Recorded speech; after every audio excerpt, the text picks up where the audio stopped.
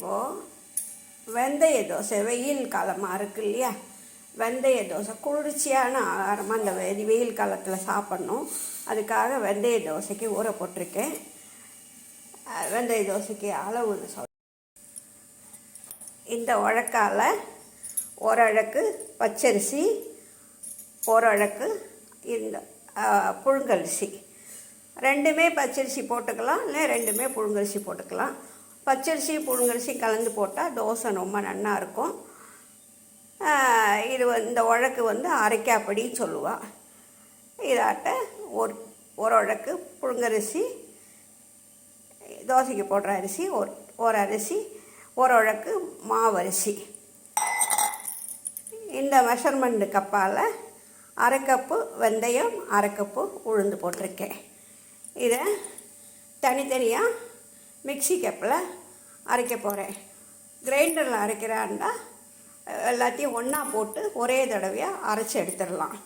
நான் மிக்சி கப்பில் அரைக்கிறனால ரெண்டுத்தையும் ஒன்றா போட முடியாது, அதனால் தனித்தனியாக போட்டு அரைக்க போகிறேன். அரைச்சிட்டு உங்களுக்கு காமிக்கிறேன். மாவு நல்லா பொங்கி இருக்குது பாருங்க. இதுதான் அது. இப்போ தோசை பண்ணலாம். மாவு நல்லா பொங்கி நல்லா வந்திருக்கு பாருங்க. இப்போ தேவையான அளவு மாவு எடுத்துகிட்டு தோசை பண்ணலாம்.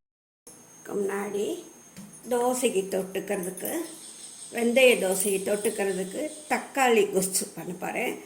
அது எப்படி பண்ணலாங்கிறத பார்க்கலாம். இந்த பெருங்காயம் போட்டுடலாம். அப்புறம் கொஞ்சம் ஜீரகம் போட்டாச்சு. கருவேப்பிலை நறுக்கி வச்சுருக்கிற பொடியாக நறுக்கி வச்சுருக்கிற தக்காளி போட்டுடலாம்.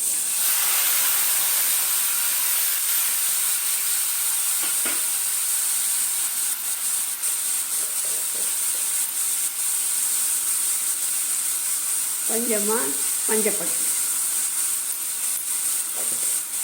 எல்லாத்தையும் போட்டு நல்லா மிக்ஸ் பண்ணிவிட்டு அதுக்கு தேவையான அளவு உப்பு போட்டுருவோம்.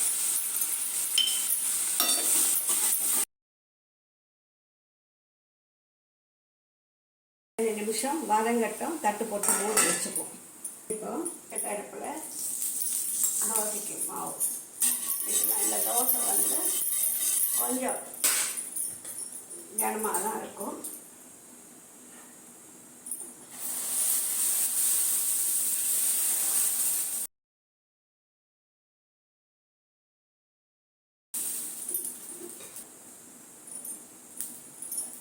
இப்போ தக்காளி நல்லா வதங்கி எடுத்த எண்ணெயில் கரண்டி வச்சு மசிச்சு வைப்பேன்.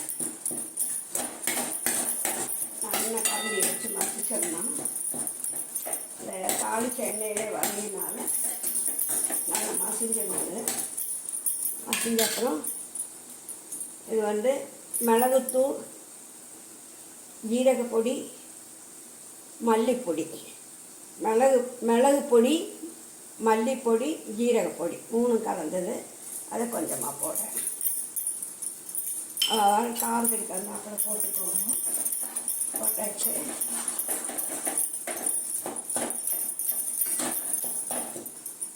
அதுக்கு தேவையான அளவு தண்ணி விட்டுடலாம்.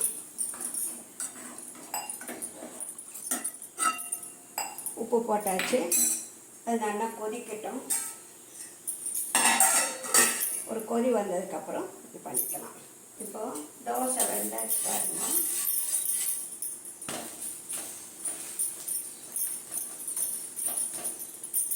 திருப்பி போட்டிருக்கேன், வேகட்டும். இப்போது தக்காளி கொச்சுக்கு அது கொதிச்சாச்சு. நல்லா மிக்ஸ் பண்ணி விட்டுட்டு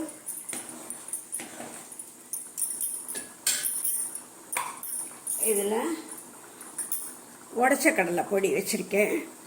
அதை வேணுங்கிற அளவு அதில் போட்டுக்கிறேன். நான் டேஸ்ட் கொடுக்குறதுக்காக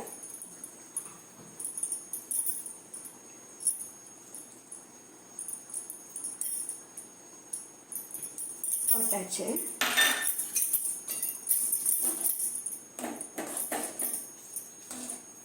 அவ்வளோதான். ஒரு கொதி வந்தோடனே இறக்க வேண்டியதுதான்.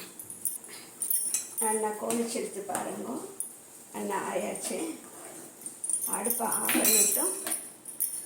அதுக்கு போடுறதுக்கு கொஞ்சம் கொத்தமல்லி, கொஞ்சம் புதினா கொத்தமல்லி எது விருப்பம் இருக்கோ அதை போட்டுக்கலாம். ரெண்டுமே பிடிக்கும்னா ரெண்டும் சேர்த்து போட்டுக்கலாம்.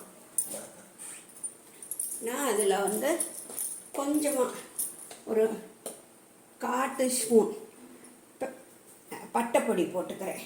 அது உடம்புக்கு நல்லது, அதனால் பட்டைப்பொடி போட்டுக்கிறேன். போட்டுட்டு இந்த புதினா மல்லியும் போட்டுடுறேன். ரெடி ஆகியாச்சு. மிக்ஸ் பண்ணி போட வேண்டியதான். தோசையும் ஆயாச்சு. இப்போ எடுப்போம். இப்போது சாப்பிட்டான வெந்தய தோசை ஆயாச்சுங்க பாருங்க. ரொம்ப நல்லா இருக்குது. அது சைடு வச்சுட்டு தக்காளி கொசு அதுவும் ரெடி ஆகிடுது. எடுத்து சாப்பிட்றதுக்கு அவ்வளோ டேஸ்ட்டாக நல்லா இருக்கும். ரொம்ப சாஃப்டாக இருக்கும். இந்த வெயில் காலத்துக்கு இந்த வெந்தய தோசையும் உடம்புக்கு அவ்வளோ நல்லது. வெந்தய களியெல்லாம் பண்ணி கொடுத்தாலும் சாப்பிடாத குழந்தை வெந்தய தோசையில் இந்த மாதிரி கொசு இல்லைன்னா மசாலா அந்த மாதிரி ஏதாவது பண்ணி கொடுத்தா குழந்தைகள் விரும்பி சாப்பிடுவா. அவள் உடம்புக்கும் நல்லது. இது எல்லாருக்கும் பிடிக்கும்னு நினைக்கிறேன். எல்லாருக்கும் பிடிச்சிருந்தா லைக் பண்ணுங்கோ, ஷேர் பண்ணுங்கோ. கட்டாயம் எல்லோரும் ஷேர் பண்ணுங்கோ. மறக்காமல் பெல் பட்டனை ப்ரெஸ் பண்ணுங்கோ. நன்றி, வணக்கம்.